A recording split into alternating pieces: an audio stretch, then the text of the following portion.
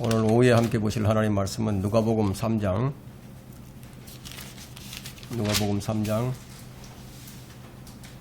16절. 누가복음 3장 16절.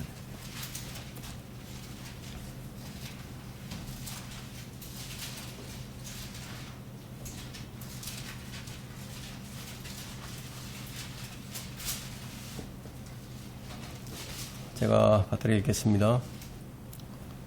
요한이 모든 사람에게 대답하여 말하기를 나는 정녕 너희에게 물로 침례를 주지만 나보다 더 능력이 많으신 분이 오시나니 나는 그분의 신발끈을 풀 자격도 없느니라. 그분은 너희에게 성령으로 또 불로 침례를 주시리라. 오후의 설교 제목은 이제 성령 침례와 불 침례. 성령 침례와 불 침례는 같은 것인가?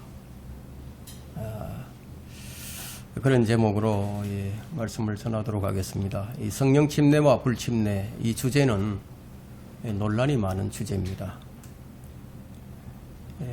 사도행전 2장에서 이제 오순절에 성령 강림이 지금도 계속되고 있다는 그런 오순절 교회와 또 역사적 사건으로 단 한 번으로 이제 끝난 사건이라고 주장하고 있는 개혁주의 교회는요, 지금도 서로 이제 팽팽하게 이제 맞서고 있습니다.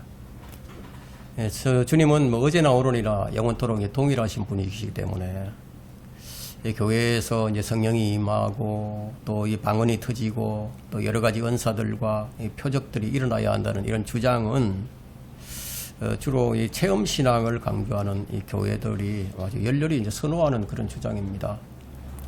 그들은 이제 표적과 능력이 은사로 나타나는 그런 내적인 증거가 있어야만 이 성령 침례를 받은 것이라고 이제 말을 하는데 그 대표적인 것이 바로 방언입니다. 방언을 하고 병 고치는 은사가 이제 나타나면 그 사람은 이제 성령 침례를 받은 것이다. 뭐 이렇게 얘기를 하죠. 또는 성령의 불을 받았다 이렇게 얘기를 합니다. 뭐 이런 운동이 사실 이 나라에서는 이제 1960년대부터 일어났습니다. 심령대부흥이라는 이런 슬로건 아래 온통 성령 체험, 성령의 은사로 이제 넘쳐났습니다. 그러다 보니까 믿은 후에 성령 체험을 받아야 한다. 믿은 후에 성령으로 침례를 받아야 한다. 뭐 이런 주장에 온 교회들이 이제 동조를 하면서 성령을 받으라고, 성령을 받으려고 막 기도를 하고, 성령을 받으라고 설교를 하고, 그래서 이제 몸부림치기도 합니다. 이 방언을 받으려고 금식 기도하는 사람들도 있고요. 특별 집회에 참석하는 그런 사람들도 있고, 아니면 뭐 유명한 이 부흥 강사를 이제 따라다니면서 안수를 받는 사람들, 뭐 별별 사람들이 다 있습니다.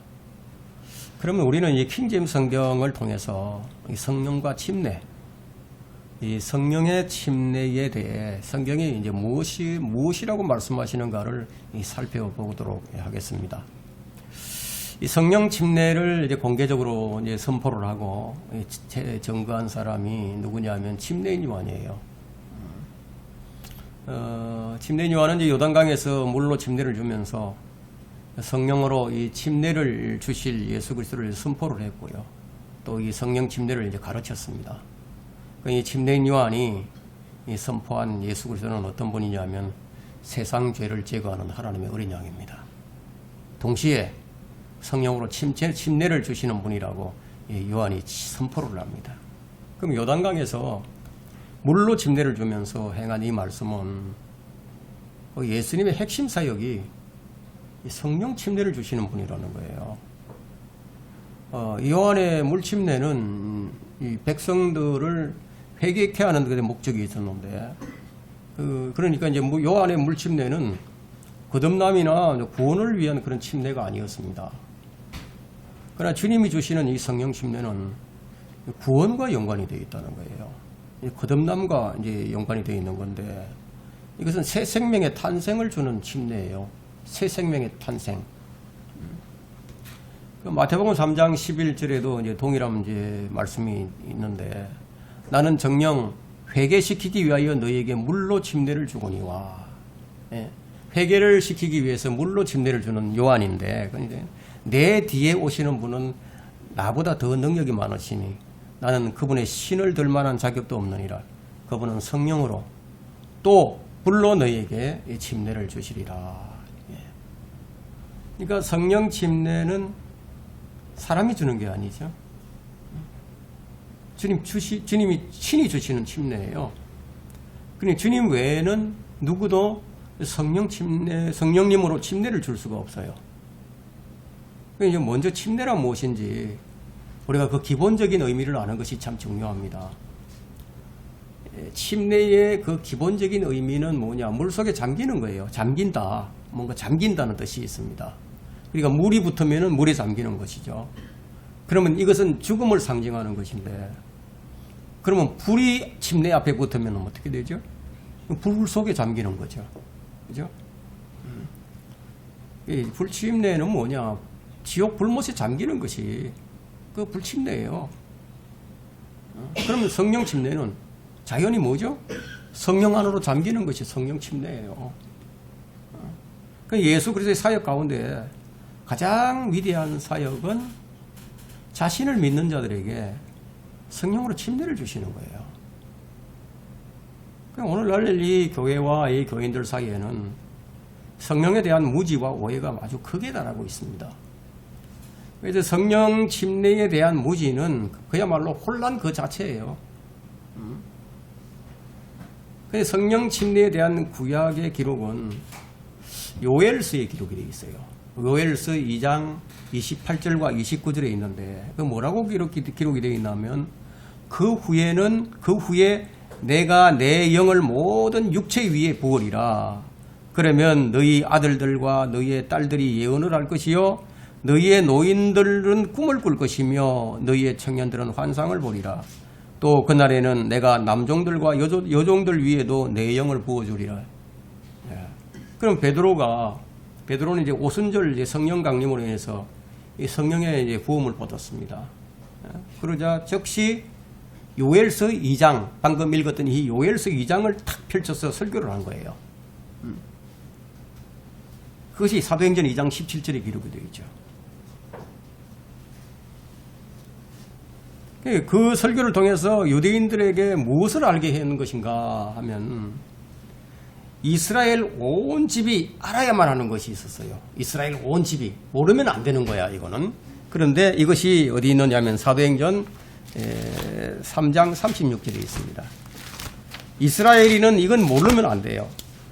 3장 자 36절 한번 보세요.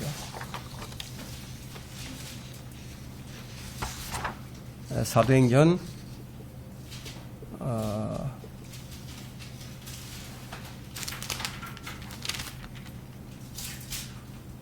2장 36절이에요. 3장이 아니고 2장 36절이에요. 그러므로 이스라엘의 온 집이 분명히 알 것은 했죠. 분명히 알 것은 너희가 십자가에 못 박은 이 예수를 하나님께서 주와 그리스도가 되게 하신 것이라. 이걸 꼭 알아야 된다는 거예요. 그냥 이스라엘 몇몇 사람이 아는 것이 아니라 이스라엘 온 집이 알아야 됩니다. 이 설교는 사도행전 2장에서 우리가 찾을 수 있는데, 그리고 이 말씀이 바로 그날 성취되었다는 것을 선포를 했습니다. 요엘서 2장의 말씀이 성취됐다. 2장 방금 읽었던 그 구절이 실제로 그날에 120명의 성도들이 성령 침례를 받았어요. 사도들은 이제 외국어로 이제 말을 하기 시작했고요.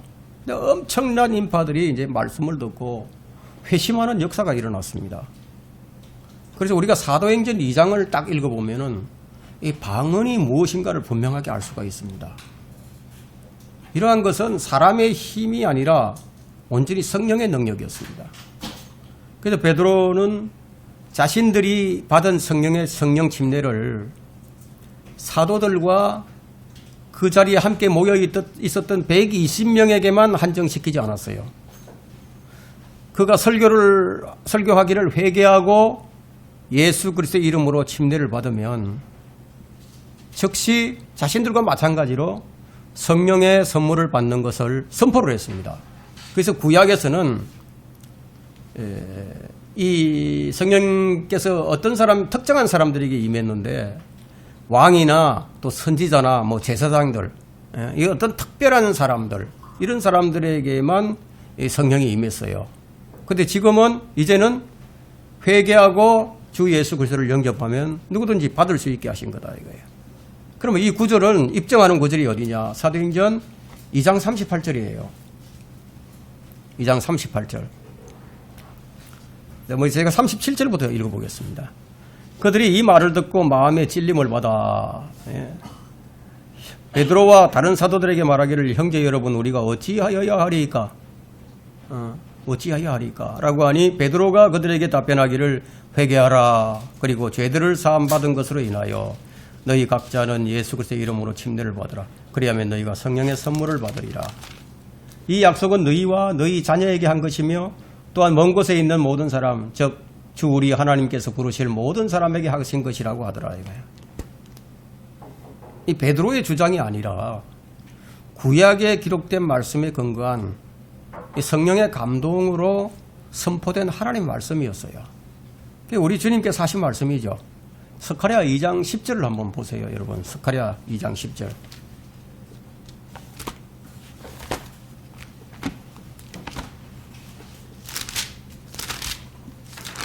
스가랴 2장 10절에 보면 스가랴 12장 10절 보세요. 12장 10절. 자, 또 내가 다윗의 집과 예루살렘의 다윗의 집과 예루살렘 거민들 위에 은혜와 간구의 영을 부어주리라.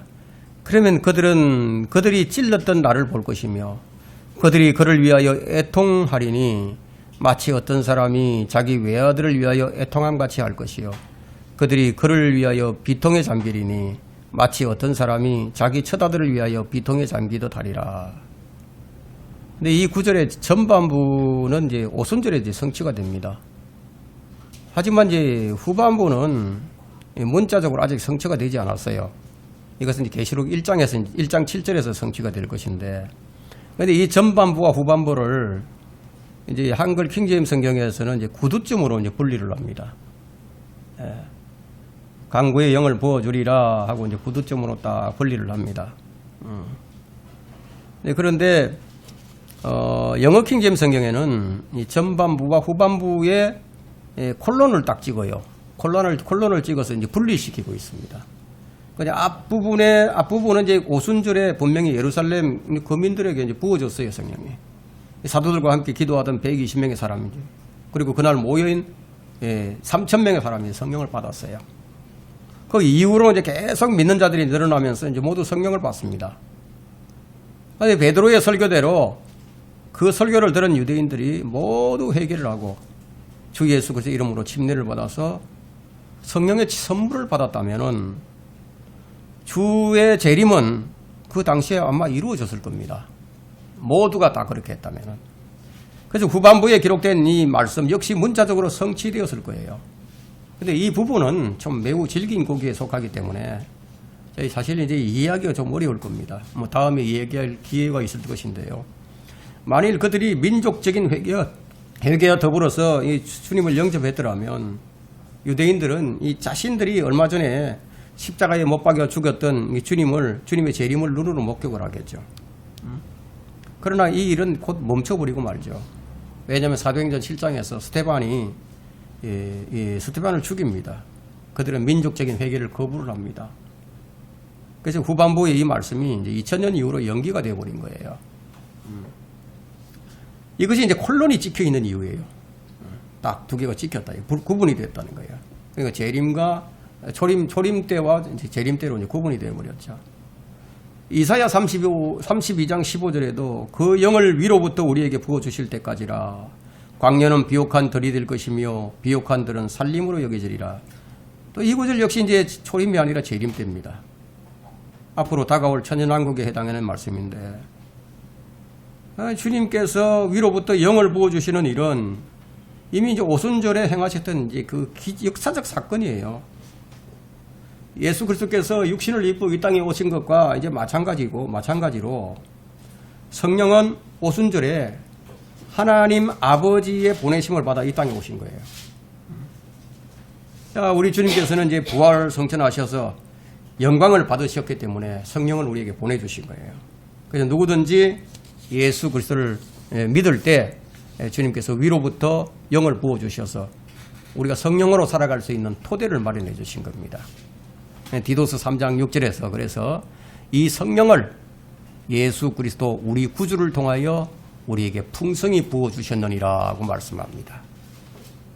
자, 이런 말씀들의 그 분명하고도 확실한 선포에도 불구하고 교회 내에서는 성령의 임재와 그분의 나타나심, 이 성령 침례에 대한 가르침이 좀 혼선을 빚고 있는 거예요. 우리 한 구절 좀 더 살펴보겠습니다. 에스겔 39장 28절과 29절이에요. 에스겔 39장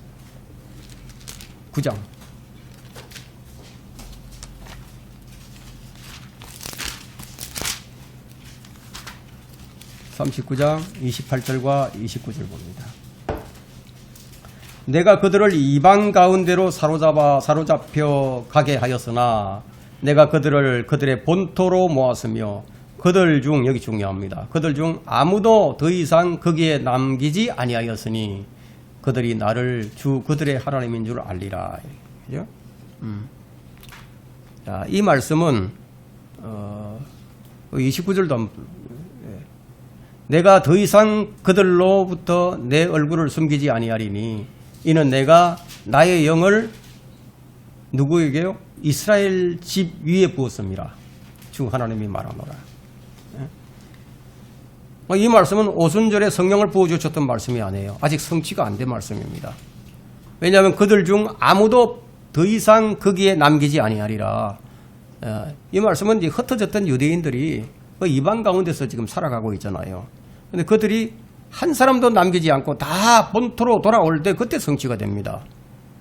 그래서 우리가 성경을 올바로 나누어서 공부하지 않으면 안 되는 이유가 여기 있어요. 그들은 주님을 모독했죠.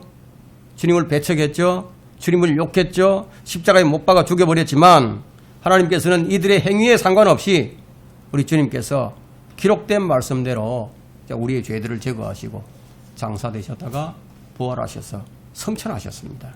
그리고 성령을 우리에게 보내주신 거예요. 성령이 오신 근거는 전적인 주님의 약속에 따른 겁니다. 주님께서 누가복음 24장 49절에서 제자들에게 그렇게 말씀을 하셨어요. 보라, 내가 내 아버지께서 약속하신 것을 너희 위에 보내리라. 그러나 높은 곳으로부터 능력을 입을 때까지 예루살렘 도성에서 기다리라. 여기서 이제 매우 주의해야 할 한 가지가 뭐냐. 이 성령의 오심을 그냥 오순절에만 맞추게 되니까 그 이전에는 그러면 성령께서 임하시지 않았다는 이런 식으로 주장을 해서는 안 된다는 거예요. 왜냐하면 침례인 요한도 성령으로 충만해 있었어요. 마리아도 그랬고요. 사카라도 그랬고요. 성령으로 충만해 있었어요. 그러나 오순절에 임한 성령과는 완전히 다른 이야기입니다. 성령께서는 어디에나 계시죠. 언제나 계시죠. 다만 우리에게 성령 침례를 베푸시고 또 우리 안에 영원히 내주하시면서 우리 몸을 성전으로 삼으시고 우리를 그리스도 안으로 연합하게 해주시고 우리에게 새 생명을 주시고 새로운 성품을 창조하시는 그런 사역을 위해서 오시는 성령님의 오심은 언제부터? 오순절이 시작점이라는 거예요. 오순절이. 사도행전 2장에 시작이 되는 거예요. 주님의 공생의 시절, 즉 이 땅에서 사역을 하실 때는요. 주님을 믿고 고백했던 사람들, 많은 사람들이 따랐죠. 그 따랐던 사람들은 모두 성령님을 통해서 예수 그리스도를 주로 고백하는 사람들이에요. 그래서 자 고린도전서 12장 3절에는 그러므로 내가 너에게 알게 하노니 하나님의 영으로 말하는 사람은 누구라도 예수는 저주받았다고 말하지 아니하며 또 성령에 의하지 않고서는 예수를 주라고 말할 수 없느니라. 그러니까 성령 예수님을 내 주라고 얘기하는 사람들은 그것이 자기가 하는 것이 아니라는 거예요. 성령님께서 하게 하셨다는 거예요. 성령님에 의하지 않고서는 이게 불가능하다는 겁니다. 성령을 통하지 않고서는 아무도 예수님을 주라고 믿고 고백할 수 없다는 거예요. 대문자 더로더예요. 구약 성도들 역시 성령을 받았던 사람들이 많이 있어요. 그러나 그들은 거듭났거나 그들이 그리스도의 몸된 성전이 된 것은 아니었습니다. 왜냐하면 그 시대의 그 사역을 위해서 성령의 능력과 지혜가 주어지고 또 감동을 받아서 이제 말씀을 선포하게 하기 위해서 그렇게 하신 거예요. 성령 충만했던 사람들이 있고 예언을 했던 사람들도 있었지만 그들이 성령 침례를 받은 것은 아니었다는 겁니다. 첫 번째, 오순절 이전에 성령으로 침례를 받은 사람은 아무도 없습니다. 오순절 이전에 아무도 없었어요. 성령 침례는 침례인 요한이 선포를 했습니다. 그래서 우리 주님께서 말씀하셨던 그 성령 침례는 성천하시면서 다시 한번 말씀하셨죠. 그래서 지상사역을 하시는 동안에 성령 침례를 받았던 제자가 아무도 없었다는 거예요. 그 요한복음 7장 39절에서 말씀하시기를 큰 명절날, 명절인 그 다음날 예수님께서 서서 외쳐서 말씀하신 것이 바로 이것이었습니다. 이것은 주께서 자기를 믿는 사람들이 받게 될 성령을 말씀하신 것이라. 이는 예수께서 아직 영광을 받지 못하셨기 때문에 그들에게 아직 성령을 주지 않으셨습니다. 그러니까 예수 그리스도가 영광을 받기 전까지는 성령을 안 주셨다는 거예요. 영광을 받으셔야 된다는 거예요. 주님이 이 말씀을 선포하시는 그때에도 성령님은 아직 오시지 않았어요. 이유는 간단하죠. 예수님께서 아직 영광을 못 받으셨으니까. 여기서 영광이란 뭐냐면 십자가의 죽음과 또 부활과 성천을 통해서 하나님 보좌 옆에 앉으시는 것, 그것을 지금 말하는 겁니다. 그 영광을 받으셔야만이 성령이 오시는 거죠. 그러니까 주의 성천이 없이는 성령의 강림은 없다는 겁니다. 그럼 주의 영광, 주님께서 영광을 받으신 후에 누가 성령 침례를 받는 것인가? 자기를 믿는 사람들, 예수님을 믿는 사람들이 받는 거예요.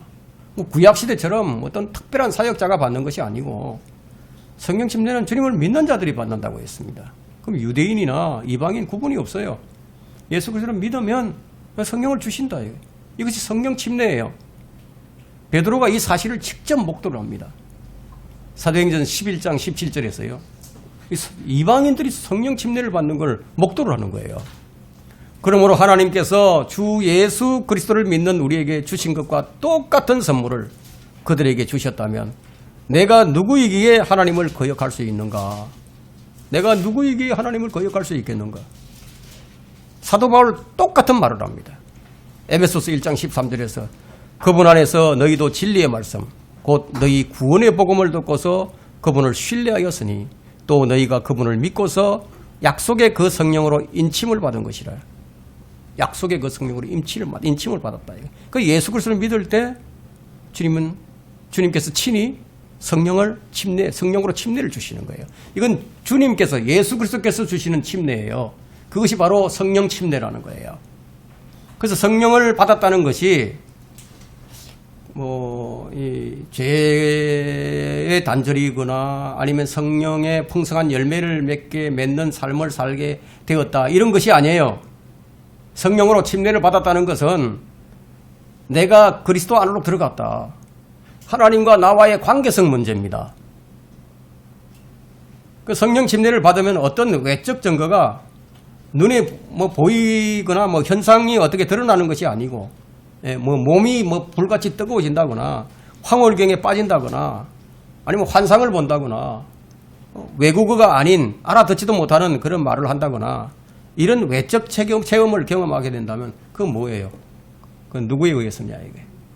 그건 이제 마귀의 영에 의해서라는 거예요. 그러니까 마귀의 영을 받고도 성령을 받았다고 간증하는 사람들이 너무너무 많은 거예요. 무지하면은 그냥 망한다 이거예요. 무지하면 미혹당하는 거예요. 성령으로 침례를 받으면 신비한 내외적 현상, 감정적인 어떤 변화를 경험하지 못했다 하더라도 반드시 성령 안에 거하게 된 것이라는 거예요. 이제 하나님이 우리에게 성령으로 침례를 주심으로 해서 성령께서는 우리 안에 이제 그리스도의 성품, 그리스도의 능력을 심어주시는 내적인 변화가 일어나게 됩니다. 두 번째는 성령 침례를 통해 하나님의 사랑이 우리 안에 부어집니다. 여러분 로마서 5장 5절로 한번 가보세요. 로마서 5장 5절. 참 중요한 구절입니다. 너무너무 중요한 구절인데 5절 찾으셨습니까? 로마서 5장 5절. 소망이 부끄럽지 않은 것은 우리에게 주신 성령에 의하여 하나님의 사랑이 우리 마음속에 부어졌기 때문이라. 예. 우리 마음속에 부어진 사랑이, 하나님의 사랑이 누구에 의해서? 성령에 의해서다. 이게요. 하나님을 사랑하는 마음, 내가 하나님을 사랑하고 있어. 그런 마음이 있어. 내가 말씀을 사랑하는 마음이 있어. 내가 교회를 사랑하는 마음이 생겼어. 구원받지 못한 죄인들을 보고 이 연민의 열정이 막 일어난다. 이것은 무엇 때문에? 성령 침례와 더불어서 우리 안에 하나님의 사랑이 부어졌기 때문이라는 거예요. 우리가 성령 침례를 통해서 우리는 하나님을 아버지라고 부르게 됩니다. 그 성령 침례로 아들의 영을 우리 마음속에 부어주신 거예요. 아들의 영을. 너희가 아들들이므로 하나님께서 자기 아들의 영을 너희 마음속에 보내시어 아바 아바지라고 부르짖게 하셨느니라. 그러니까 하나님께서는 성령을 보내셔서 우리가 하나님을 아버지라고 부르게 하신다는 거예요. 그러니까 하나님을 아버지라고 부르는 것도 결국은 나에게서 나온 것이 아니라는 겁니다. 예수님은 우리가 한 가지 정확하게 알아야 될 것은 성령 침례는 누가 주느냐? 예수님께서 주신다는 거예요. 예수님께서. 성령으로 침례를 주시는 분이 예수님이에요. 주님은 성천하시기 직전에 제자들에게 이렇게 말씀하십니다. 요한은 정령 물로 침례를 주었으나 너희는 여러 날이 지나지 않아 성령으로 침례를 받으리라. 사도행전 1장 5절에서 말씀하셨어요. 제자들은 모두 요한의 침례를 다 받았던 사람들이죠. 물 침례를. 그리고 그들도 물 침례를 다른 사람들에게 준 적도 있습니다. 그러니까 이들이 받아야 할 침례는 물 침례가 전부가 아니라는 거죠. 주님은 이들이 곧 받게 될 성령 침례를 말씀하시면서 성령을 받을 때까지 예루살렘에서 떠나지 말라는 거예요. 기다리라는 거예요. 우리가 이 시간을 좀 뒤로 해가지고 그 이전으로 십자가 전날 밤으로 우리가 한번 가보겠습니다. 주님은 제자들에게 성령에 대해서 몇 차례 이제 말씀을 주셨는데 요한복음 14장 한번 가보겠습니다. 요한복음 14장 16절 17절에 또 내가 아버지께 기도하겠고 그분께서 또 다른 위로자를 너희에게 주시리니 그가 너희와 함께 영원히 거하시리라. 진리의 영인 그를 세상이 영접할 수 없으니 이는 세상이 그를 보지도 못하며 또한 알지 못하기 때문이라. 그러나 너희는 그를 아나니 이는 그가 너희와 함께 거하시며 또 너희 안에 계실 것입니다. 성령이 오셔서 우리 안에 계실 것임을 이제 말씀해 주셨습니다. 그 성령은 이제 우리 몸을 성전으로 삼고 영원히 거하시죠. 떠나시질 않습니다. 안 떠나세요. 어떤 사람들은 떠난다고 이렇게 얘기하는 사람들도 있는데 그건 구약시대죠. 사울이나 삼손에게 임했던 성령은 그들이 죄를 범했을 때 떠났습니다. 그 다윗이 이제 자신이 죄를 지은 다음에 성령께서 자기에서 떠나실까봐 두려웠죠. 그래서 떠나지 말라고 그렇게 간구를 하는 그런 기도가 있죠. 그러나 우리는 그런 기도를 하지 않아도 영원히 거하시는 거예요, 우리 안에. 예수 그리스도를 믿는 사람들은 성령 침례를 통해서 성령의 전이 됩니다, 영원히. 그죠? 성령은 그 사람 안에 거하시고 그 사람은 성령 안에 거하게 되기 때문에. 그럼 성령께서 우리 안에서 하시는 일이 무엇입니까? 방언입니까? 아니 예언입니까? 병고침입니까? 통역입니까? 이런 것들은 사실상 사도시대에 한정이 되었습니다. 아직도 그런 것들을 해야 한다고 주장하는 사람들이 있지만 그러나 사람의 말이 아닌 주님의 말씀은 어떻습니까? 그러나 위로자이신 성령을 아버지께서 내 이름으로 보내시리니 그가 너희에게 모든 것을 가르치고 또 내가 너희에게 말한 모든 것을 기억나게 하시리라. 기억나게 해주신다.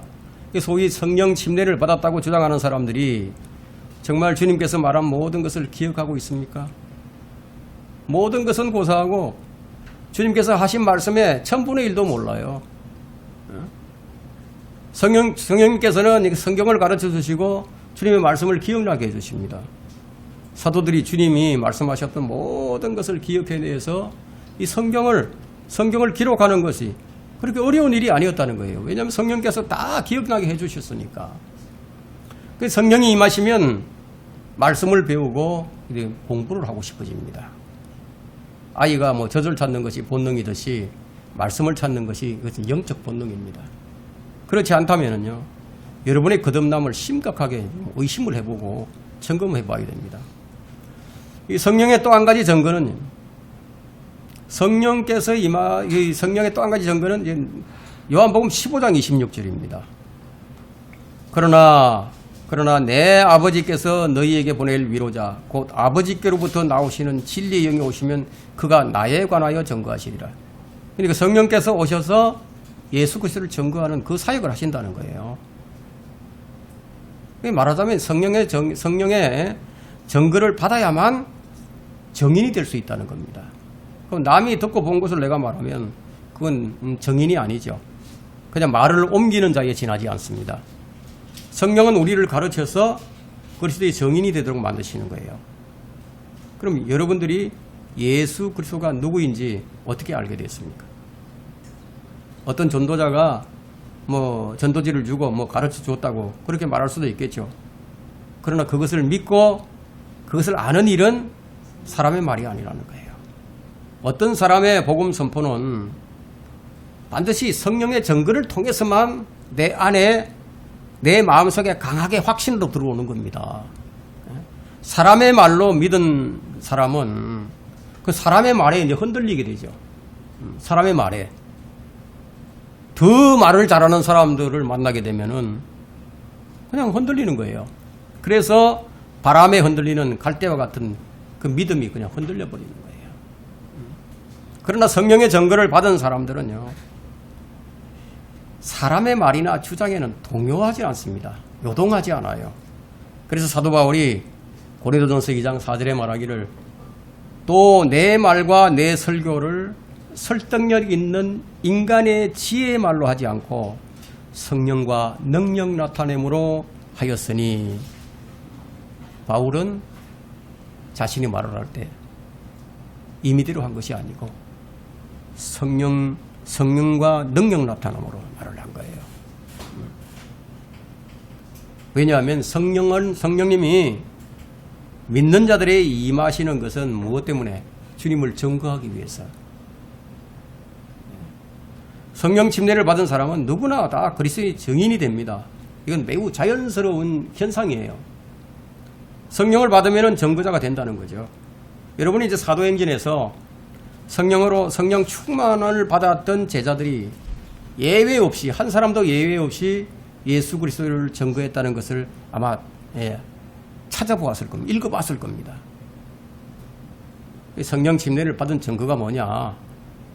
성령께서 우리를 진리로 인도하는 겁니다. 우리를 진리로.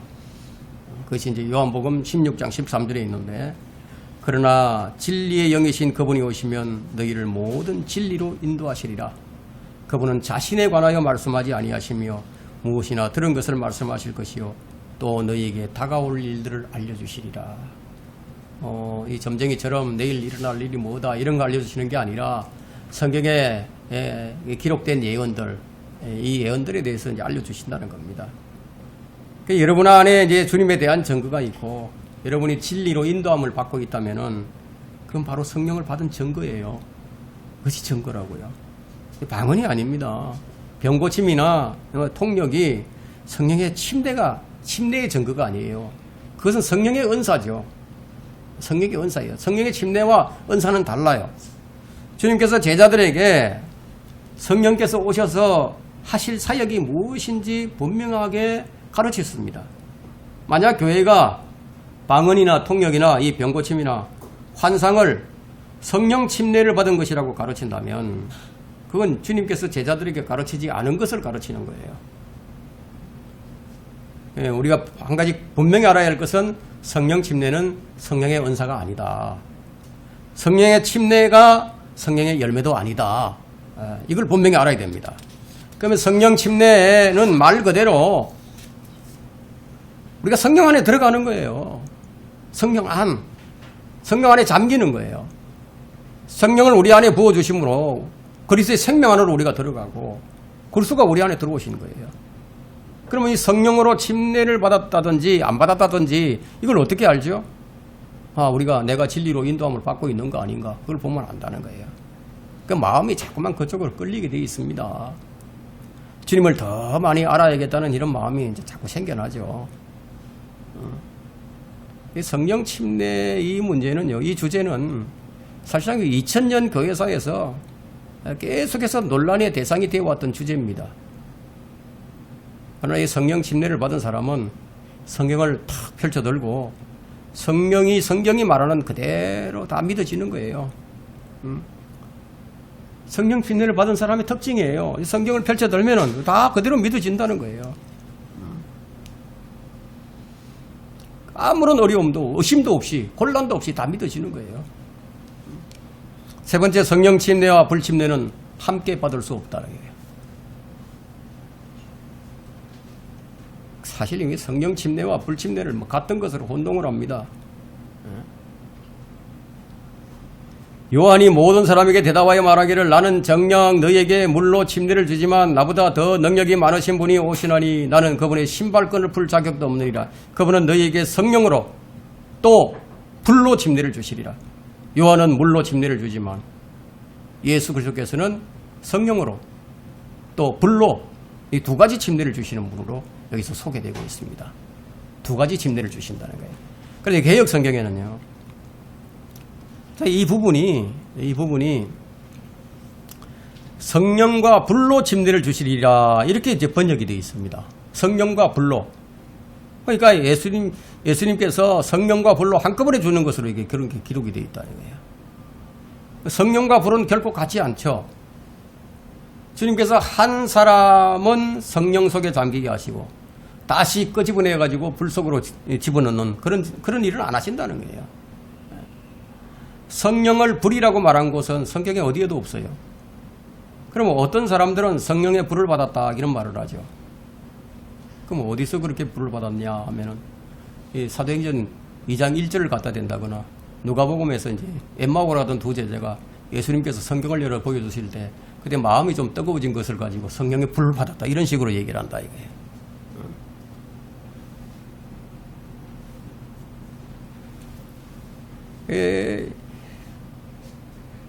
영어 킹제임 성경은요, 이 부분에 대해서 매우 아주 분명하게 이제 얘기를 해줍니다. 성령으로 침례를 주시고 불로 침례를 주시리니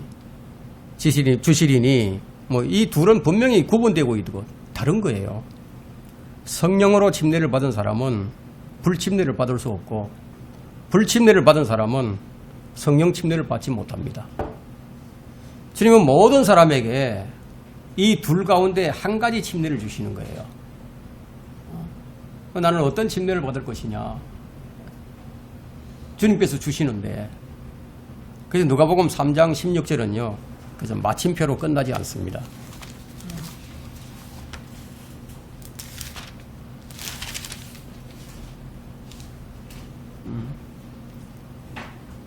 어떻게 되느냐? 17절에 이제 연결된 말씀이 나오는데요. 그분은 손에 키를 들고 자기의 타작마당을 철저히 정결케 하실 것이며 알곡은 모아서 창고에 들이고 죽정이는 꺼지지 않는 불로 태우시리라. 이게 불침례예요. 이게 불 속으로 들어가는 거, 잠기는 거죠. 침례인 요한은 주님께서 알곡은 성령으로 침례를 주시고 껍데기는 불로 침례를 주신다는 그런 말씀을 하고 있는 거예요 지금. 성령 침례는 믿는 자들에게, 불침례는 믿지 않는 자들에게 주시는 주님의 침례예요. 주님께서 침례를 주신다. 이걸 꼭 여러분들이 기억을 하셔야 됩니다. 성령 침례와 불침례는 오직 주님만이 주시는 침례다. 주 예수 그리스도를 믿고 영접하는 사람들에게는 성령 침례를 주시고 그분을 믿지 않는 자들에게는 불침례. 이 불침례는 지옥의 불을 의미합니다.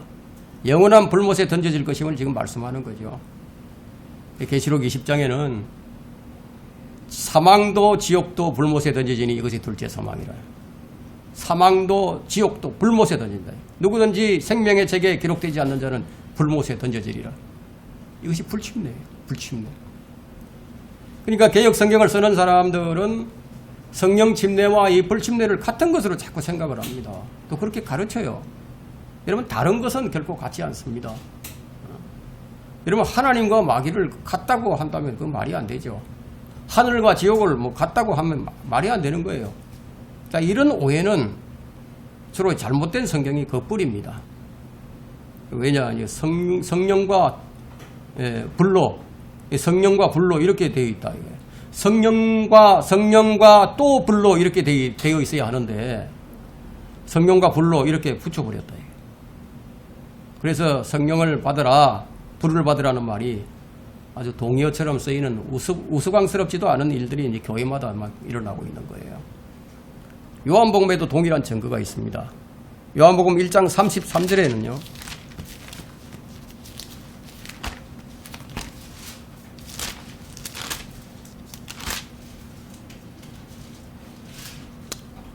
자, 1장 33절에서 예수님이 이제 성령으로 침례를 주시는 분이라는 증거는 오직 침례인 요한만이 증거한 사실인데 사도들 가운데서 그 누구도 이런 증거를 하지 않았습니다. 신약 성경 어디에서도 성령으로 침례를 주시는 분으로 예수 그리스도를 언급하지 않아요. 여기만 요한이 그렇게만 얘기한 거예요. 주님은 지상 사역 기간에 이제 그들에게 성령으로 침례를 주신 적이 없어요. 그럼 주님은 언제 성령님으로 침례를 주시는 것인가? 성천하신 이유라는 겁니다.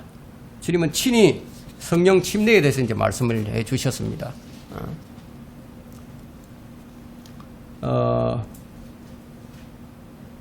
33절에 보니까 나는 그분을 알지 못하였으나 나를 보내시어 물로 침례를 주라고 하신 그분이 내게 말씀하시기를 성령이 내려와 그 위에 머무는 것을 보리니 그가 성령으로 침례를 주느니라고 하시기. 요한도 사실 알지 못했는데 하나님께서 알려주신 거예요. 사도행전 1장 5절에서 요한은 정령 물로 침례를 주었으나 너희는 여러 날이 지나지 않아 성령으로 침례를 받으리라. 이 일은 주님께서 하늘로 올라가신 지 열흘 후에 오순절날 성취가 되었습니다. 침례인 요한이 몇 년 전에 외쳤던 그 선포가 이제 문자적으로 실현되는 순간이 온 거죠. 오순절에 정확하게 성취가 되었고 믿는 자들은 누구나 성령으로 침례를 받아서 그리스도 안으로 들어가게 되었습니다. 그래서 이방인 고넬료의 집에서 복음을 전거한 후에 그들이 성령을 받는 걸 보고 주님이 성천하시기 전에 자신들에게 알려주신 말씀, 이 말씀을 기억하는 거죠. 이제 고넬료의 가족이 이제 복음을 듣고 주님을 믿는 순간에 성천하신 주님은 그들에게 성령으로 침례를 주셨던 거예요. 베드로가 준 것이 아니라는 거예요. 주님께서 주신 거예요. 이 점이 매우 중요한 진리입니다. 언제 성령으로 침례를 주셨는가? 믿을 때. 이들은 아직 물 침례를 받지 않았어요. 이들은 안수도 받지 않았어요. 고넬료 가족들. 여러분은 오순절로부터 시작된 성령을 선물로 받는 형태가 유대인과 사마리아인과 이방인이 다르게 나타나는 것을 알고 계십니까? 초기에 그랬어요. 사도행전 2장부터 7장까지의 설교 내용이 동일한 설교 내용임을 알 수가 있어요. 그 설교 내용이 구약에 제시된 예수 그리스도, 그분을 너희가 십자가에 못 박아 죽였다. 그 일을 회개하고 그분을 주와 그리스도로 받아들이라고 촉구하는 내용이 바로 설교 내용입니다. 그런데 사도행전 8장부터는 전하는 복음이 달라지고 있다. 8장 12절에는 그러나 사람들이 빌립이 하나님의 나라와 예수 그리스도의 이름에 관한 일들을 전파하는 것을 믿었을 때 남녀가 모두 침례를 받으니라. 그런데 침례를 받았는데 이들은 유대인들과는 다르게 성령을 받지 못한 상태였어요. 이 사마리아인들은. 사마리아인들은 혼혈인입니다. 혼혈. 이스라엘과 이방인들 사이에서 나왔다 이거예요. 근데 여러분 이제 8장 14절부터 이 17절까지를 한번 보겠습니다. 사도행전 8장 18장 사도행전 8장 14절부터 17절까지. 예루살렘에 있던 사도들이 사마리아가 하나님의 말씀을 받았다는 말씀을 듣고, 근데 하나님의 말씀을 받았는데도 이들이 성령을 못 받았어요. 그들이 베드로와 요한을 그 사람들에게 보내니라. 그들이 내려가서 사마리아인들이 성령을 받도록 기도하니, 이는 성령께서 아직 그들 가운데 아무에게도 내리신 적이 없고 다만 주 예수의 이름으로 침례만 받았습니다. 그때 두 사도가 그들에게 안수를 하니 그들이 성령을 받으니라. 다르죠? 다르게 받았다. 이게. 여러분 이제 이런 구절을 대하면서 사도행전 2장과 8장의 차이점을 이제 발견을 했을 겁니다. 유대인들은 물침례를 받을 때 성령을 받았어요. 회개하고. 사마리아인들은 침례를 받을 때 성령을 받지 못하고 안수를 받을 때 성령을 받습니다. 이제 사도행전 10장으로 가보겠습니다. 이 고넬료 집안에서 일어난 사건인데 10장 42절부터 봅니다. 그리하여 주께서 우리에게 명령하사 사람들에게 전파하게 하시고 또 하나님께서 산자와 죽은 자의 심판자로 지정하신 분이 바로 그분임을 증거하게 하셨느니라. 그분에 대하여 모든 선지자도 증거하기를, 모든 선지자가 예수 그리스도에 대해서 다 증거를 해놨다입니다. 누구든지 그를 믿는 자는 그의 이름으로 말미암아 죄들의 사함을 받으리라고 하였느니라. 베드로가 아직 이런 말을 하고 있을 때 성령께서 그 말씀을 듣는 모든 사람에게 임하시더라. 모든 사람에게 임했다. 그러므로 베드로와 함께 온 할례 받은 믿는 자들, 이 유대인들이죠. 이들이 성령의 선물을 이방인들에게도 부어주심을 보고 놀라니 이는 그들이 방언으로 말을 하며 하나님을 높이는 것을 들었습니다. 그때 베드로가 대답하기를 이 사람들이 우리와 마찬가지로 성령을 받았으니 어느 누가 물로 침례받는 것을 그 말이요 하니 주의 이름으로 침례를 받으라고 그들에게 명하더라. 그러니까 유대인들과 사마리아인들과 이방인들이 성령을 받는 것이 다르게 나타난 거예요. 이들은 복음을 듣고 예수 그리스도를 영접했을 때 하늘에 계신 주님께서 이들에게 성령으로 침례를 주신 거예요. 물로 침례를 받기 전이죠. 이방인들이. 사도 바울이 이제 갈라디아 교회의 한 말을 우리가 한번 들어본다면은 갈라디아 3장 2절에서 내가 너희에게서 알고자 하는 것은 오직 이것이니 너희가 율법의 행위로 성령을 받았더냐 아니면 믿음을 들음으로소냐. 믿음으로 들었음으로냐. 자, 믿음을 들었음으로냐. 그러니까 갈라디아 교회의 성도들이 어떻게 성령을 받았는지 바울이 지금 대묻고 있죠. 너희들이 어떻게 해서 성령을 받았느냐. 이들이 성령을 받은 상태임을 전제로 지금 말을 합니다. 너희들이 어떻게 해서 성령을 받았느냐. 하늘의 보좌 우편에 계신 주님께서 자신들을 믿는 자들에게 성령을 선물로 주시고 자신의 소유로 인을 치시고 우리 안에 영원히 거하도록 하신다는 거예요. 여기서 고린도전서 12장 13절을 한번 펴보세요. 고린도전서 2장 10절. 이제 완전히 달라집니다. 유대인들이 받던 것, 사마리아인들이 받던 것, 이방인들이 받던 것, 이것들이 이제 다 같아진다는 거예요. 이제 하나가 된다는 겁니다. 고린도전서 2장 13절 한번 펴보세요. 유대인이나 이방인이나 종이나 자유인이나 한 성령에 의하여 우리 모두가 한 몸 안으로 침례를 받았으며 또 모두가 한 성령 안으로 마시게 되었느니라. 그러니까 이제 성령 침례를 받지 않았다면은요, 그 사람은 주님과의 유기적인 관계, 이 생명의 관계가 아직 맺히지 않은 상태입니다. 성령 침례를 통해서 우리는 그리스도의 몸, 그 몸된 교회 안으로 우리가 들어오게 된 겁니다. 비로소 하나님이 가족이 된 거죠. 근데 그리스도의 몸의 지체가 우리가 된 겁니다.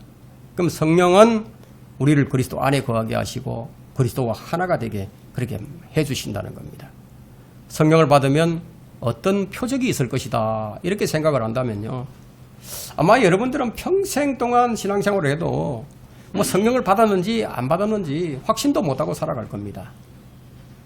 아주 뜨거운 뭐 체험, 신비한 체험을 구하고 뭐 느낌을 구하고 표적을 구하는 사람들은 지금도 뭐 성령 침례를 받지도 못하고 뭐 그 받기를 위해서 열렬히 기도를 하고 있겠죠.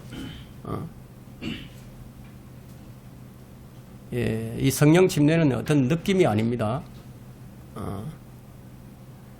바람이 임의로 불어서 네가 그 소리를 들어도 어디에서 와서 어디로 가는지 알지 못하듯이 성령으로 난 사람은 모두 그와 같다니라.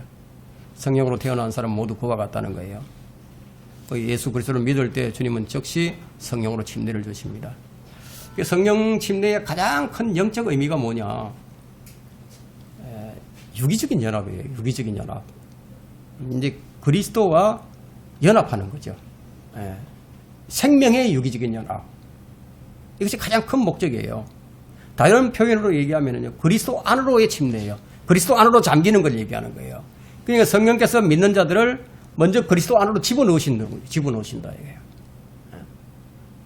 그리스도 안에 거하는 모든 것들이 우리 속으로 흘러 들어오게 하신다는 거예요. 그러면 그리스도 안에 있는 것들을 마음대로 취할 수 있게 해주신다는 거예요. 그리스도 안에 침례를 받음으로 내 안에 이제 내가 사는 것이 아니고 그리스도께서 사시게 된다는 겁니다. 그리스도 안으로 침례를 받을 때 그리스도의 죽음, 그리스도의 장사되심, 그리스도의 부활, 그리스도의 성천, 이런 모든 것들이 어떻게 나의 경험이 된다는 거예요. 나의 경험. 그래서 성령 침례를 받은 사람은 그리스도로 옷을 입은 사람들입니다. 너희 가운데 그리스도 안으로 침례받은 사람은 그리스도로 옷을 입었느니라. 옛 사람의 옷을 던져버리고 새 사람의 옷을 입은 거예요. 그럼 그리스도 안으로 침례받은 자는 거듭난 자죠. 성령으로 태어난 자. 구원받은 사람이죠. 하나님에게서 난 사람. 그 성령 침례를 받지 않으면은 그리스도와 아무런 상관이 없습니다. 그러니까 지금 이 시대에 예수 그리스도 안으로 들어가는 것이 무엇인지, 성령 침례가 무엇인지, 불침례가 무엇인지 이걸 모르는 사람들이 너무너무 많이 있다는 거예요. 우리가 그리스도 안으로 침례를 받아야만이 그리스도의 죽음과 그리스도의 부활에 우리가 참여하게 됩니다. 2000년의 시공간을 초월해서 그 역사의 현장에 바로 참여하는 것이 그리스도 안으로의 침례예요. 그리스도 안으로 침례. 결론은 성령 침례의 목적이 뭐냐? 여러분 로마서 6장 한번 보세요. 성령 침례의 목적이 있죠. 로마서 6장 3절과 4절을 봅니다. 예수 그리스도 안으로 침례를 받은 우리가 그의 죽으심 안으로 침례를 받은 것을 알지 못하느냐. 같이 함께 죽은 거죠.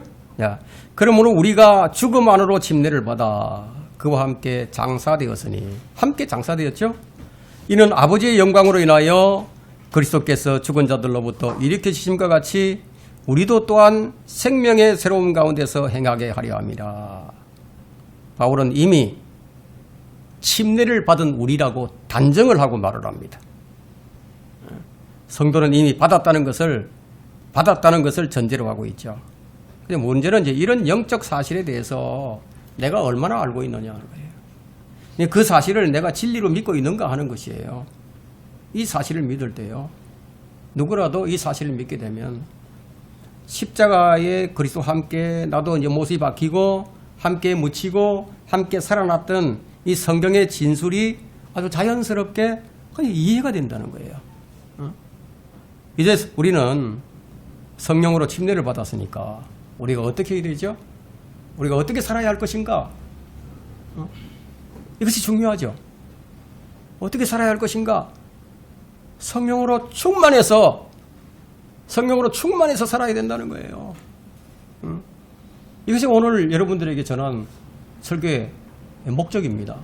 우리 모두가 성령으로 충만해서 성령의 열매를 맺으면서 주님을 기쁘시게 하는 그런 주님 보실 때 정말 우리가 찬양이 되고 정말 기쁨이 되는 그런 사람들이 되게 됩니다.